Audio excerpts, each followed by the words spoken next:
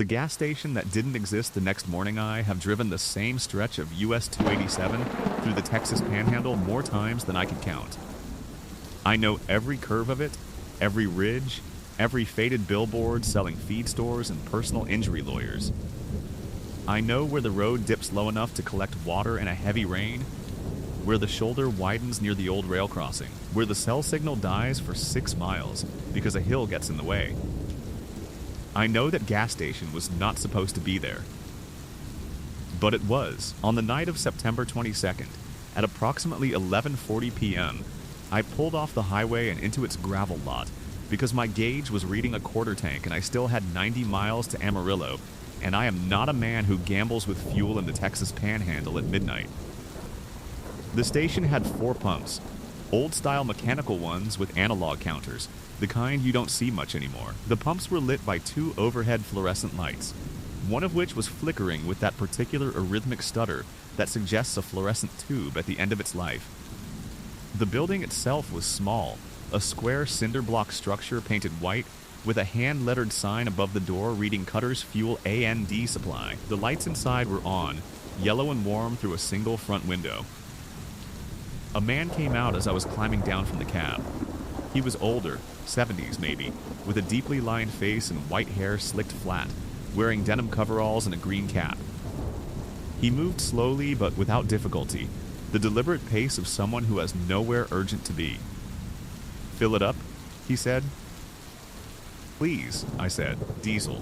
He nodded and began working the pump without asking me to swipe a card or prepay, which I thought was unusual. I walked to the building to use the restroom. The door had a small bell that jangled when I pushed it open. Inside, a counter with a manual register, glass-fronted cooler with sodas and water, a rack of road maps.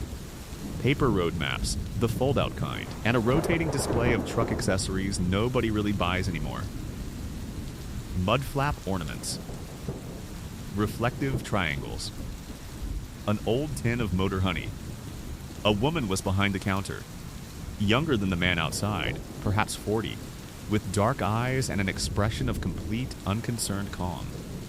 She was knitting. I am not making this up. She was sitting on a stool behind the register, knitting something gray, and she looked up when I came in without stopping her hands. I used the restroom. I bought a coffee from a pump machine that dispensed actual coffee instead of the brown chemical approximation I usually get at highway stops.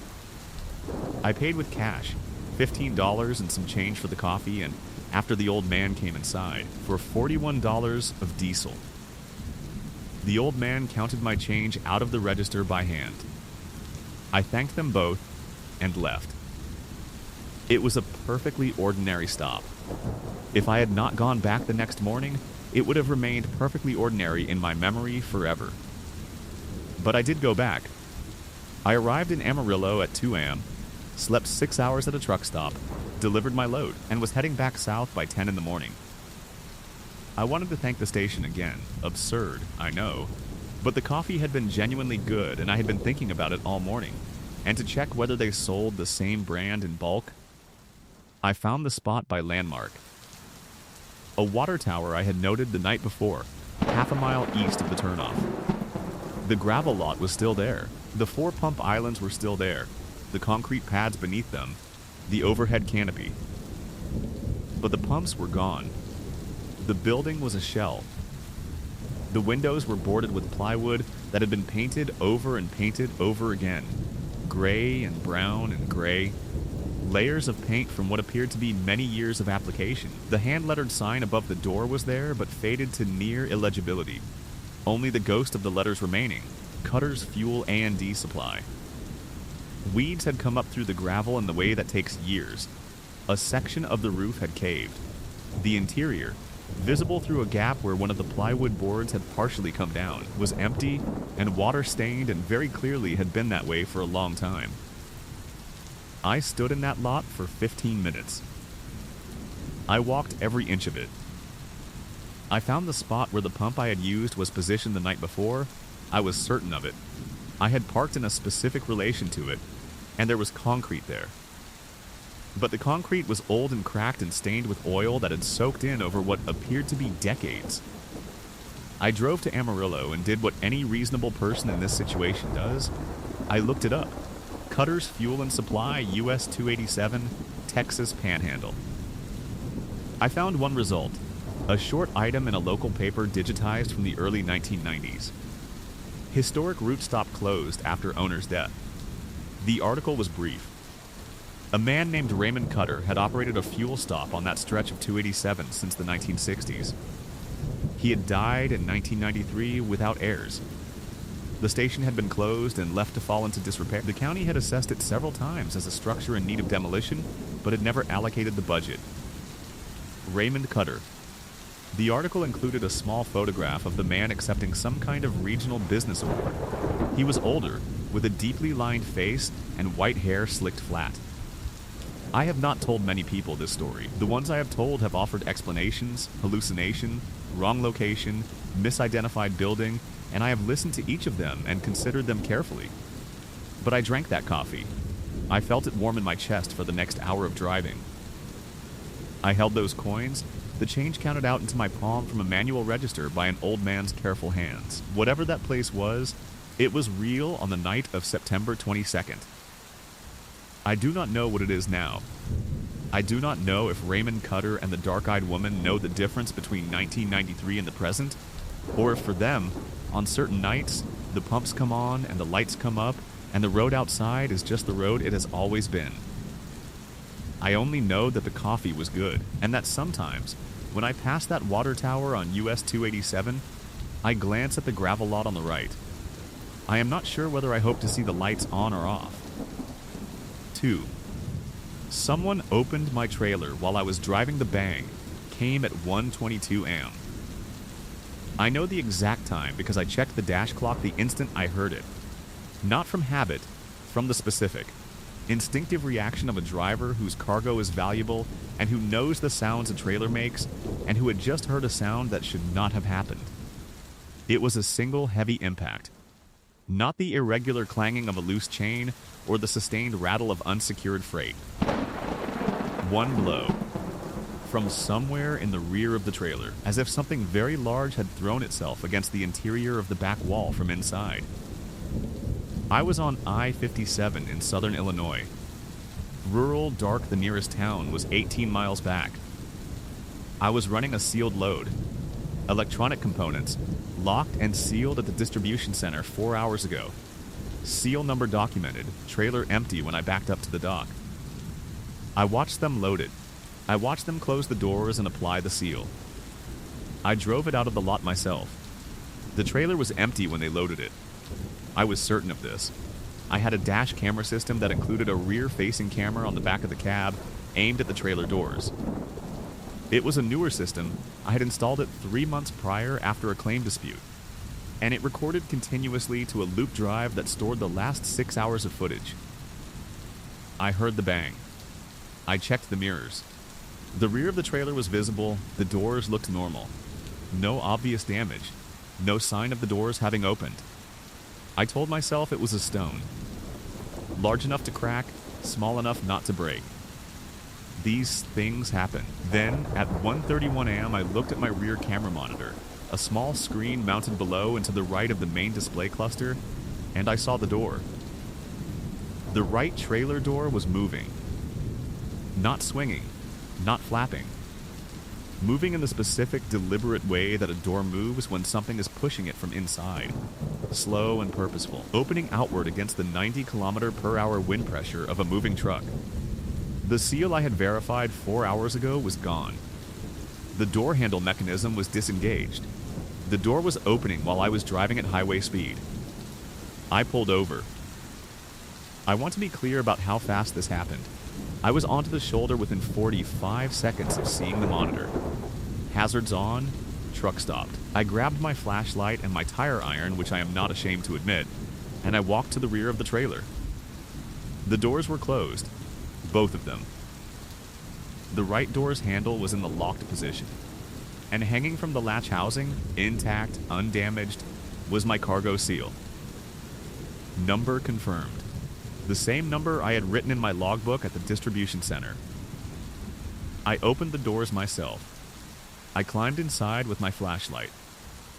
The cargo was exactly as loaded, pallets of component boxes, strapped and locked, undisturbed. Nothing was loose. Nothing was moved. The interior walls showed no evidence of impact. The floor was clean. I pulled the rear camera footage at the truck stop in Effingham where I stopped for coffee at 2 a.m. The system let me scroll back to 1:22 a.m., the time of the bang. At 1:22,007 am on the footage, the rear doors are closed and the seals are visible. Normal. At 1:31,044 am, exactly the time I looked at the monitor and saw the door opening, the footage shows the doors closed. Normal. Still sealed. But between those two timestamps, at 1:24,013 am, there are 11 seconds of footage that are different.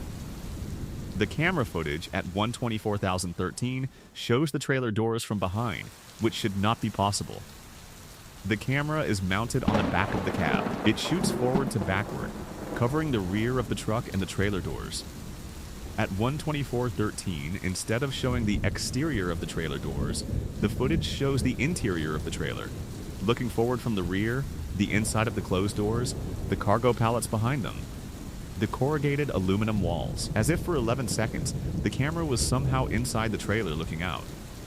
In those 11 seconds, the cargo is visible, the walls are visible, the floor is visible.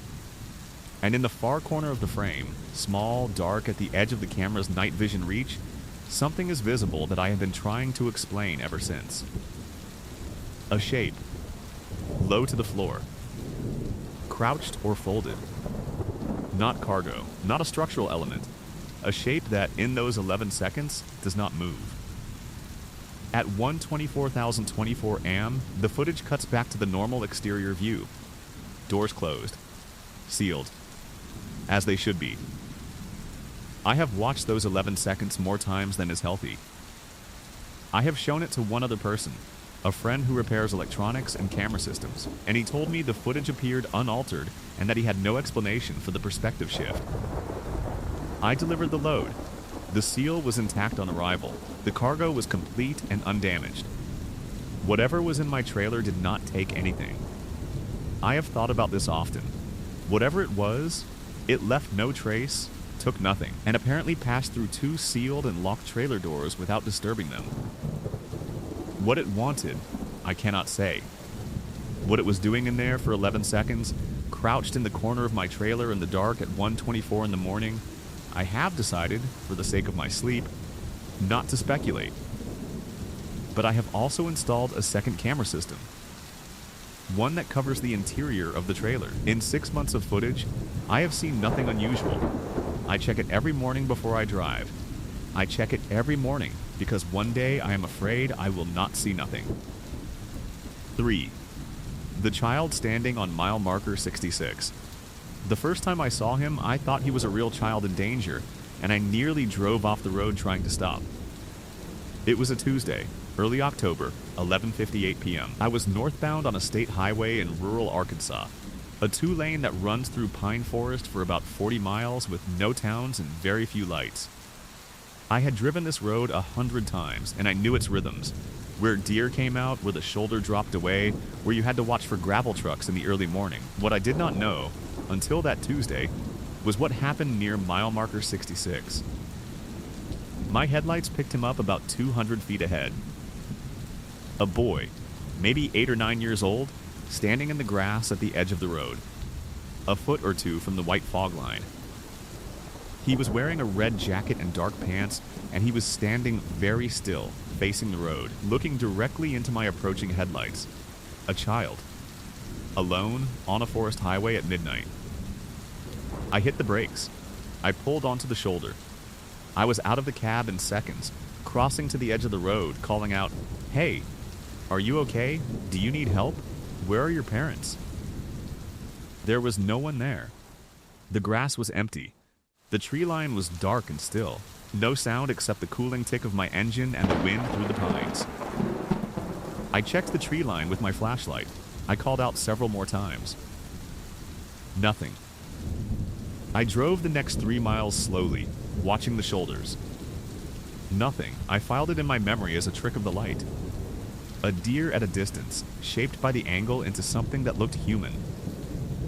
These things happen when you are tired on a dark road. I went home, slept, forgot about it. 3 weeks later, I was on the same highway, same direction, same approximate time of night, different load, different week, same road. At mile marker 66, my headlights picked up a boy in a red jacket standing at the edge of the road. I stopped again. Same result. Empty grass. Dark trees.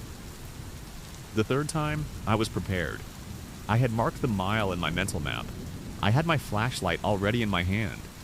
As I approached mile marker 66 at 11:58 p.m. on a Wednesday in November, I slowed to 30 miles per hour and I watched. He appeared. Not from the tree line, not from any specific direction. He was simply there, as if he had always been there, standing in the grass in his red jacket with his face turned toward the road. I stopped directly beside him, 6 feet away. I had the passenger window down and my flashlight on him. He was pale, not in the way of a cold child or a frightened child, in the way of something else. A pallor that was uniform and complete, as if every color had been slowly drained out. His eyes were open, and they caught the light in the way that eyes catch light. A brief reflection, there and gone. But he did not blink. He did not move. He stood with his hands at his sides and his face pointed toward the road, and he showed no awareness that I was 3 feet away shining a light at him. I said, "Hey, can you hear me?" He turned his head and looked at me. His face was a child's face. That is what I keep coming back to. Unremarkable, ordinary, a child's face, but looking at it was like looking at a photograph of a child rather than a child. The features were right. The expression was wrong, or rather, there was no expression. Nothing moved behind those eyes. He opened his mouth. I don't know what I expected him to say. I know what he said. "Go home," he said. His voice was a child's voice, thin and flat. "It isn't safe here after dark." Then he was gone, not running, not stepping back. Gone, I drove directly home. I did not complete my run that night. I called my dispatcher from the road and told him I had a family emergency. He asked no questions. I drove 3 hours to my house and I sat in my kitchen until it was light and I did not sleep. I did not drive that road for 6 weeks. When I did, it was midday. Bright, clear November sun. I drove slowly past mile marker 66 and there was nothing there, just grass and the tree line and a guardrail further on. But I looked it up. I spent an evening with county historical records and old newspaper archives that a library had digitized. In 1987, on that highway, a family of 4 had been involved in a late-night accident near mile marker 66, a logging truck. Inadequate lighting, a sharp curve. The mother and father had survived with injuries. A daughter had survived. A boy, 8 years old, in a red jacket. The newspaper described it. The specific jacket he had been wearing that night had not. His name was Daniel. He had been pronounced dead at the scene at approximately 11:58 p.m. I do not drive that highway at night anymore, but sometimes I think about what he said. Go home. It isn't safe here after dark. He has been standing on that road for almost 40 years, saying the same thing to anyone who will stop and listen, warning them away from the place where he died. I don't know if he knows that he's still there. I think about whether anyone has ever told him it's okay to go home himself. I think about that a lot. 4. My co-driver disappeared without opening the door. Steve Arroyo and I had been co-driving for 7 years. 7 years is a long time to share a cab with someone. You know their habits, their sleep schedule, their particular brand of snoring, the way they take their coffee, and the sound they make when they are annoyed versus concerned versus genuinely frightened. After 7 years of long-haul partnership, you know another person in some ways better than you know your own family. Which is why I can tell you with complete certainty that Steve was in the sleeper berth when I closed my eyes, and that he was not there when I opened them, and that no door opened or closed in the interval. We were parked at a rest area outside Knoxville, Tennessee. It was 3 a.m. We had been on the road for 9 hours and were taking our mandatory break. Steve was going to sleep, I was going to eat, and then we'd swap for the final leg into Charlotte. I ate. I checked the load. I climbed into the sleeper, past Steve, who was already asleep in the top bunk, facing the wall, blanket up. I can tell you with certainty he was there because I moved carefully to avoid waking him and I could hear him breathing. I fell asleep in approximately 15 minutes. I know this because I have always fallen asleep quickly. It is one of the genuine advantages of long-haul work. You learn to sleep anywhere, under any circumstances, with a reliability that impresses civilians. I woke at 5:17 a.m. The cab was quiet, lighter than it had been, just the beginning of false dawn. I lay for a moment, oriented myself, registered that something was wrong before I understood what it was. The cab was quiet. Steve snores. Not loudly, just the slow, regular respiration of someone deeply asleep. A sound I had been listening to in rest areas and truck stops for 7 years. The absence of it registered before anything else. I looked at the upper bunk. Empty. Blanket pulled back, pillow undisturbed, mattress bare. I checked the lower bunk. I checked the cab itself, though a semi-cab doesn't offer many places for an adult man to be that you wouldn't immediately see. I checked the passenger seat, the storage areas, behind the seats. Then, I checked the doors. Both cab doors locked from the inside. Both privacy locks engaged. The sleeper compartment divider, which latches from inside the cab, was latched. The ventilation slots were too small for a child, let alone a grown man. The emergency exit panel in the roof, designed for escape in case a truck rolls and the doors won't open, was sealed and would have required a tool to open from inside. There was no way out of that cab that did not involve one of the cab doors, and both cab doors were still locked from the inside. I stepped out into the rest area. 5:17 a.m. 7 other trucks. A few personal vehicles. A light on in the restroom building. No Steve. I checked the restroom. I walked the entire rest area. I looked under every truck. I called his phone. It went to voicemail, which meant either it was off or he was somewhere without signal. Steve's phone was never off. In 7 years, I had never once gotten his voicemail. I called the police at 5:45 a.m. and explained what had happened. They took a missing persons report, which requires 24 hours in Tennessee, but can be filed immediately if there is reason to believe harm has occurred.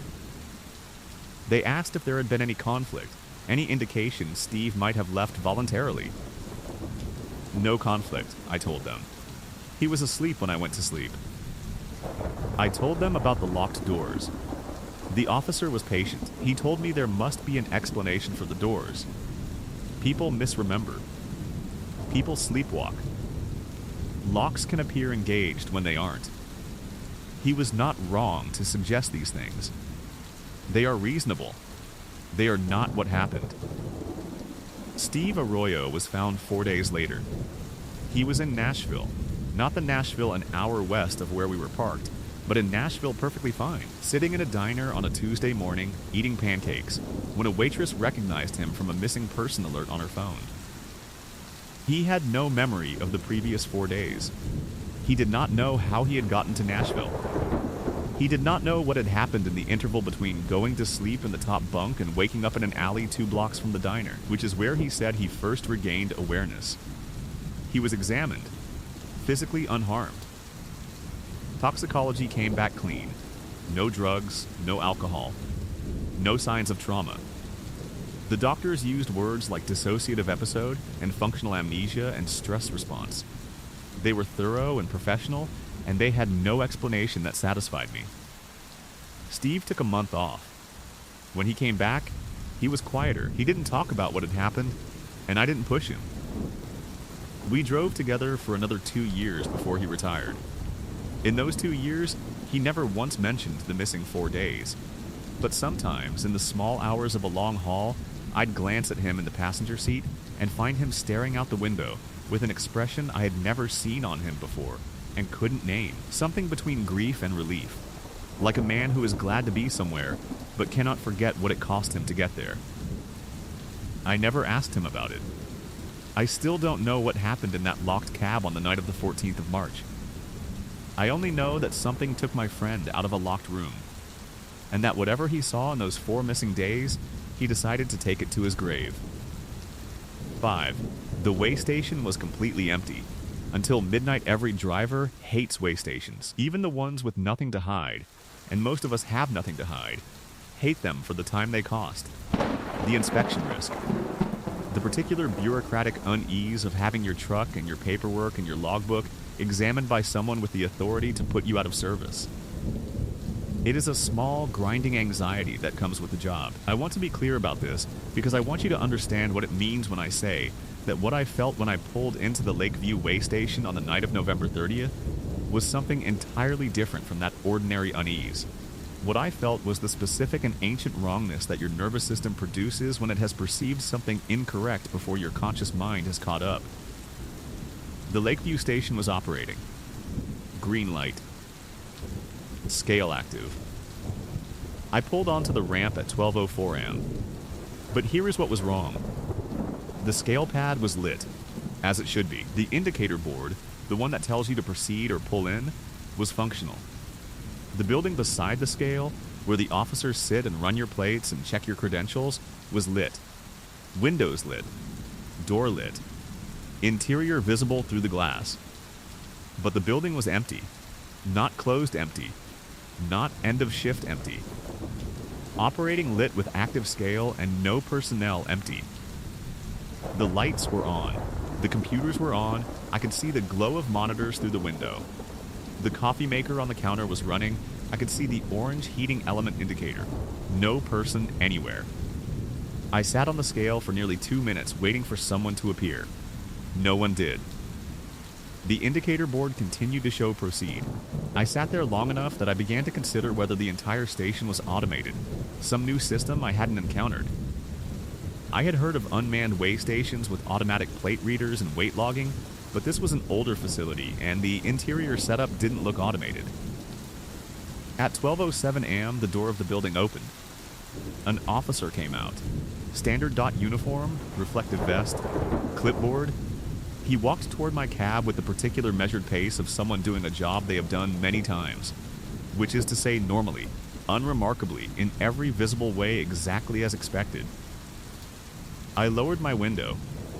He looked up at me and I knew immediately that something was wrong. I have spent a long time trying to describe what was wrong about his face, and the best I can produce is this. The proportions were correct. Everything was in the right place. But the skin was the wrong color, not in the way of illness or cold, but in the way of something that was the right color if you didn't look directly at it, and shifted when you did. His eyes were the correct shape, but when they caught the light from my cab, they did not catch it the way eyes catch light. They caught too much of it, held it too long. Logbook, he said. His voice was correct. That's what disturbed me most.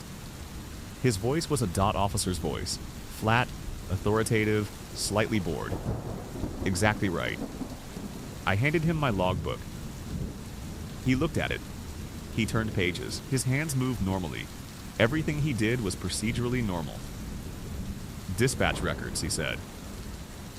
I handed those over too. He reviewed them for what felt like a long time. I sat in my cab and I kept my eyes on my hands, and I tried to identify what exactly I was feeling, and the word that kept presenting itself was observed. I felt observed, not checked, observed. In the way that you feel observed when something is not assessing whether you are compliant, but is simply looking at you the way a researcher looks at a specimen through a glass. You're good to go, he said. He handed my documents back through the window. I looked up to take them, and I saw what was behind him. The other officers, 2 more, standing near the building entrance, were looking at my truck. Not at me. At the truck. With the same quality of attention that the first one had been giving me. Silent. Absolutely still. And behind them, past the open door of the building, the interior of the station was full. I don't know how many. Figures at the windows, figures at the desks, figures standing in the corners. More than any dot station would require. Many more. All of them oriented toward the scale pad where my truck was sitting. I put the truck in gear. "Safe travels," the officer at my window said. I did not respond. I pulled off the scale, and I drove, and I did not stop until I reached an all-night diner 20 miles north with half a dozen other trucks in the lot and people inside and light everywhere. I filed my own dot inspection report the next morning, an online form for reporting irregularities at way stations. I described the lack of personnel when I arrived, the delay, nothing else. I did not know how to describe the rest of it in a federal form. A response came 3 days later. It stated that the Lakeview way station had been closed for scheduled maintenance on the night of November 30th and had not been in operation. The green light had been on. The scale had weighed my truck. Someone, something, had inspected my documents, and an entire building full of something had watched me drive away. I take a different route now. It adds 40 minutes to the run. 40 minutes is nothing. 40 minutes is worth it. 6. I delivered a trailer that was already waiting for me. Dispatch called me at 6 in the morning with a pickup assignment. Standard drop and hook. I was to drive to the Meridian cold storage facility outside of Memphis, drop my empty trailer in Lot B, and pick up trailer 7741, which was staged and ready with a full load of frozen food product bound for a distribution center in Louisville. I wrote down the number.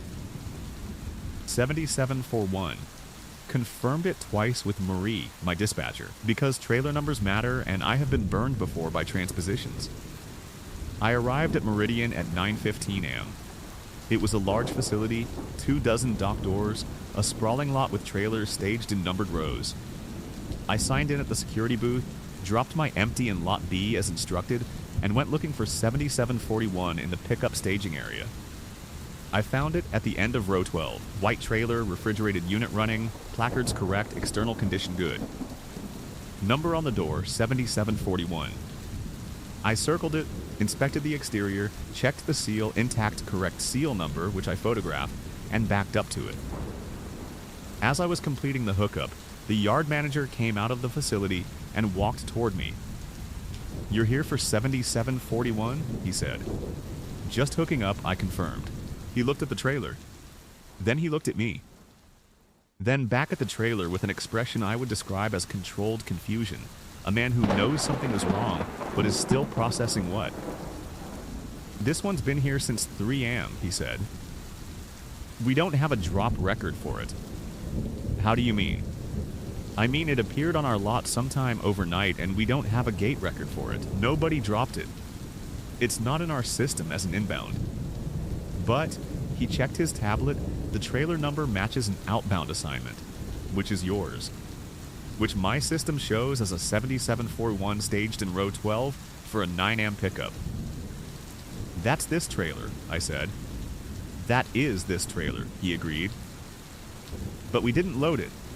We haven't touched it." We stood there in the chill of the running refrigeration unit and looked at each other. "Seal's intact," I said. "I see that. I photographed it. Seal number is in my pickup record. I'll need to verify contents," he said. We opened the trailer together, the yard manager and I.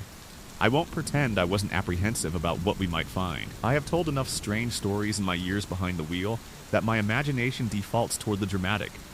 What we found was frozen food. Palletized cases of frozen vegetables, corn, green beans, peas, perfectly stacked, properly secured, temperature maintained. An entirely normal load of frozen produce, exactly what the manifest said should be there. We counted pallets. They matched. We checked a sample of cases. They matched. The load was legitimate. The contents were exactly what they should be. The trailer had simply arrived sometime between midnight and 3 a.m. It had appeared on the Meridian lot with an intact seal, a correct manifest, and a full legitimate load, without passing through the security gate and without any record of who dropped it. The yard manager called his corporate logistics office. I waited 40 minutes while he did. The answer he got was that trailer 7741 had been loaded at a facility in Oklahoma City the previous afternoon, had been assigned to a driver named, and here it became strange, a driver named Patrick Egan for overnight transport, and had been dropped at Meridian on schedule. The driver named Patrick Egan, when the office called him, stated that he had suffered a mechanical breakdown 40 miles outside of Memphis at approximately 11 p.m. and had been waiting for a recovery truck. He had not completed his drop. He did not know how his trailer had arrived at Meridian. His truck, with a blown turbo, was on the shoulder of I-40 40 miles east of the city. His trailer was not attached to it. The fifth wheel was disengaged. The trailer was simply gone. I took the load. What else do you do? The manifest was legitimate. The load was legitimate. The seal was intact. I drove it to Louisville and delivered it without incident, but I think about Patrick Egan's trailer. Unhooked from his disabled truck on the side of I-40 at 11 p.m., somehow traveling 40 miles and arriving at the correct facility with its seal unbroken and its load undisturbed. Trailers don't travel without trucks. And yet, the frozen food arrived. It was thawed, processed, packaged, and distributed. Somewhere out there, people ate those green beans, that corn, those peas. I try not to think too hard about the 40 miles in between. 7. Every exit sign led me back to the same road. It started at exit 74. I had taken it on impulse, I was running behind, and I knew a county road shortcut that would let me bypass 15 miles of construction-slowed interstate and rejoin I-70 further along. I had used the shortcut twice before. Easy to navigate, well-maintained, no complications. The exit ramp curved down and around and brought me out on a County 2 lane running east-west. I turned east. After about 2 miles, I took a right on Route 9 toward the interstate ramp. The ramp brought me back to I-70. I accelerated, merged, checked my mirrors. Exit sign ahead, mile marker 74, next exit 2 miles. I frowned. Mile marker 74 was the exit I had just taken. I must have miscounted. I drove on. 2 miles later, the exit ramp from mile marker 74. I could see the County 2 lane below. I had not progressed 40 miles or even 4. I had gone in a circle somehow, returned to the same exit. I had been driving on the interstate and somehow arrived back at my own starting point. I said out loud to no one, "That's not right." I stayed on the interstate, did not take the exit, drove past it. Mile marker 73. 72, 71, I watched the numbers decrease, and the road ahead was straight and normal, and after 10 minutes I exhaled, because clearly I had just confused myself. The next exit sign read, mile marker 74, 1 mile. I pulled over. I sat on the shoulder with my hazards on for 5 minutes, and I took stock. My odometer showed I had driven significantly further than I should have to return to the same exit. But the sign said mile marker 74.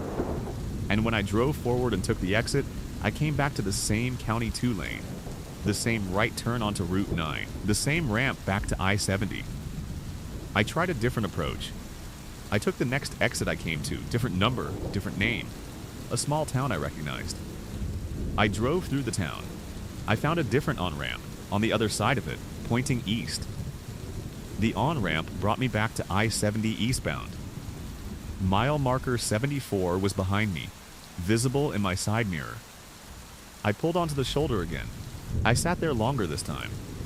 Outside, the highway looked normal. Cars passing, a semi going the other way. Nothing unusual. Nothing wrong with the road or the signage or the traffic.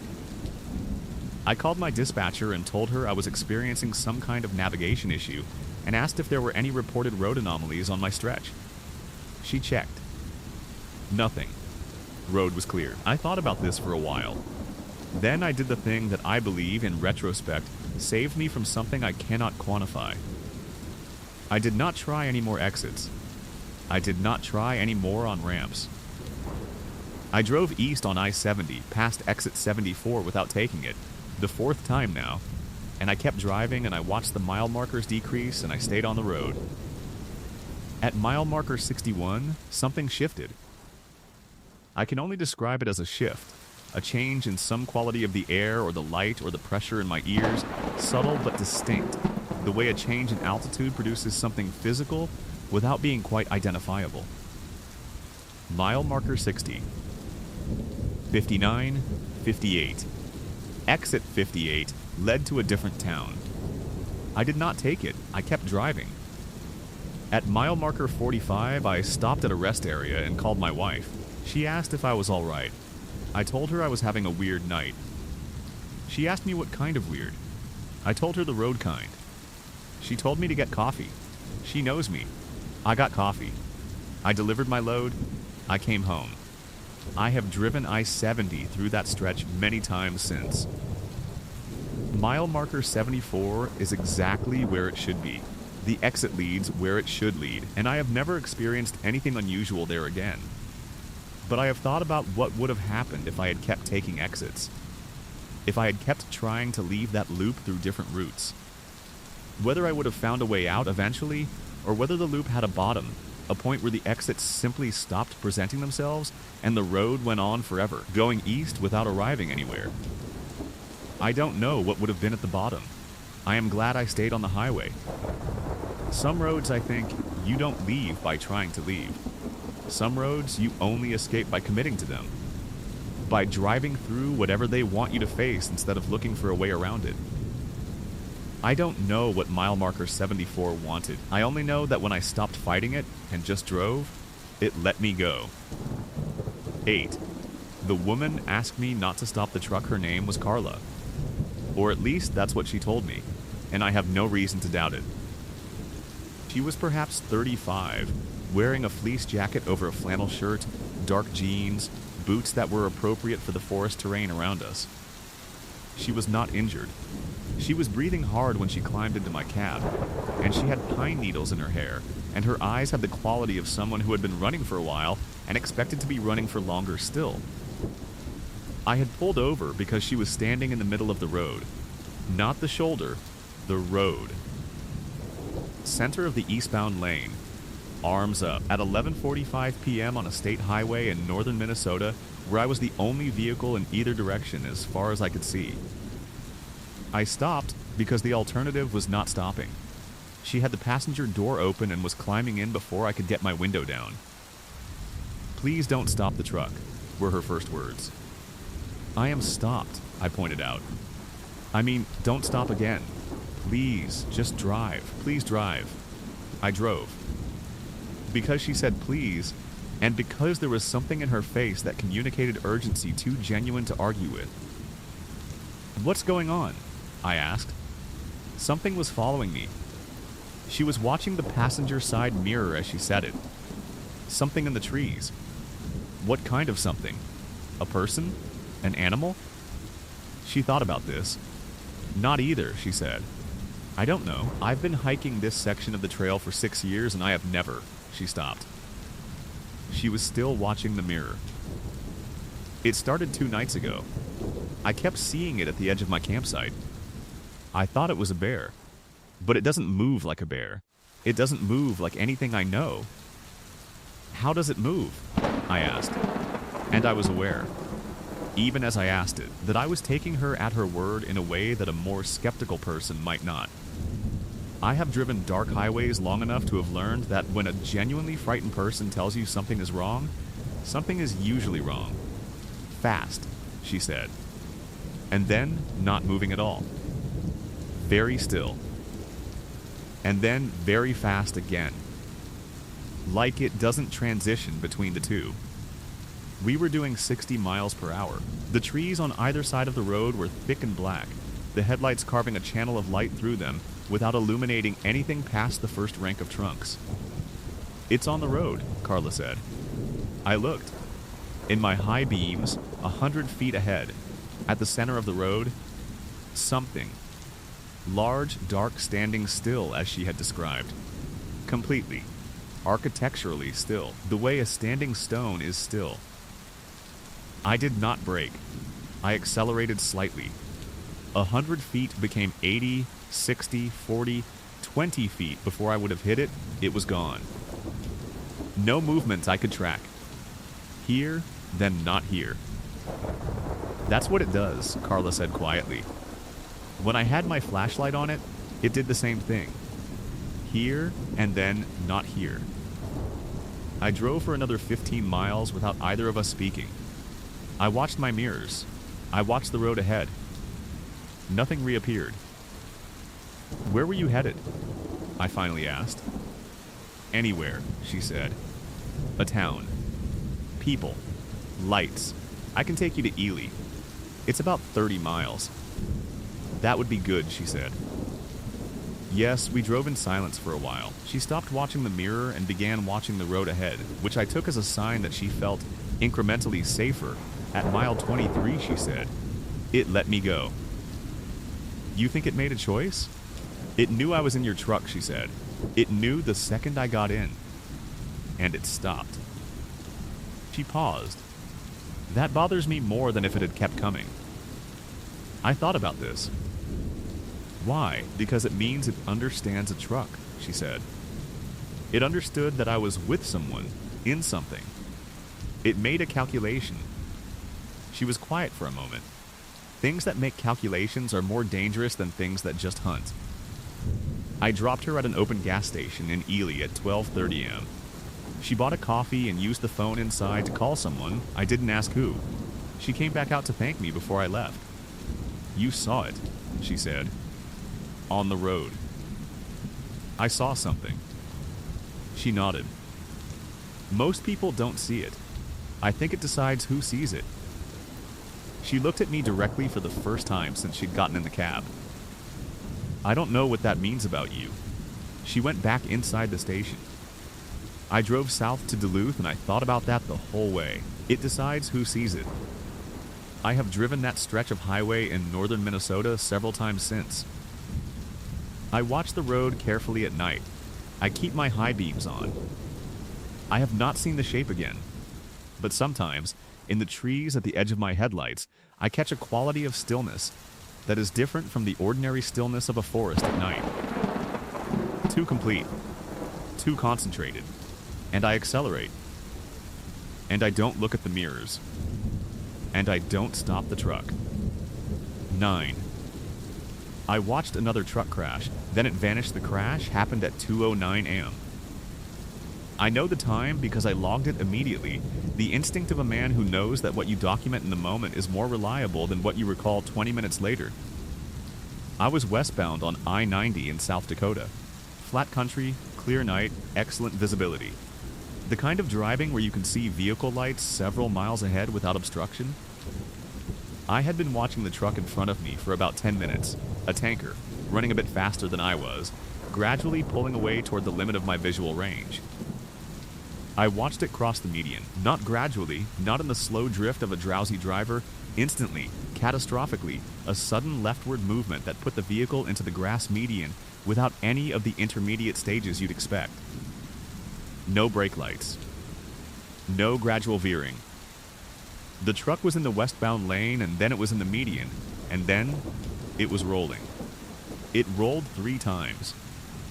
I saw this clearly. The tanker's running lights describing arcs across the flat dark as the vehicle tumbled. A brightness when it came to rest, not fire, something else. A sustained luminosity I didn't understand. Then darkness. I had already called 911. I am certain about this. I remember the dispatcher's voice, the questions she asked, my answers. I gave my location from a mile marker I had passed 90 seconds before. She told me units were responding and to approach carefully and not exit my vehicle unless there was immediate risk of life that required intervention. I pulled onto the shoulder 400 feet east of where the truck had gone into the median. I had my hazard lights on. I turned my running lights to spot the area. The median was empty. Completely empty. No vehicle. No debris. No tire furrows in the grass, and the South Dakota median grass in late September was dry and sparse, the kind that holds impressions. No tracks. No scarring. No evidence whatsoever that a vehicle had left the road at that location.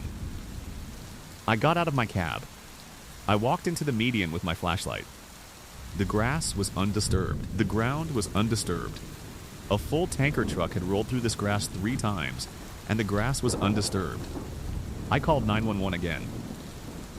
The dispatcher confirmed that units were en route to my location. 2 highway patrol cruisers arrived within 12 minutes, followed by an ambulance and later a fire engine. They swept the median with floodlights and spotlights from their vehicles. They walked the area, the same ground I had walked. No truck. No evidence of a truck. One of the officers took my statement. He was professional and patient. I told him exactly what I had seen. He wrote it down. He asked if I had been awake long, if I had taken any medication, if I had a history of medical events. All reasonable questions. I answered all of them. He told me that sometimes, on these flat highways, lights from very distant sources can create optical illusions at night. I told him that the tanker had been within a mile of me when it went into the median, and that at a mile of distance on a flat road, I am not subject to optical illusions that show me 3 complete rolls of a large vehicle. He had no other explanation to offer. He was kind about it. A second officer, while the first was finishing my statement, came over and stood beside his colleague and looked at me for a moment with an expression I could not read. Then he said, quietly enough that it seemed intended only for me, "You're not the first." The first officer looked at him sharply, and he said nothing further.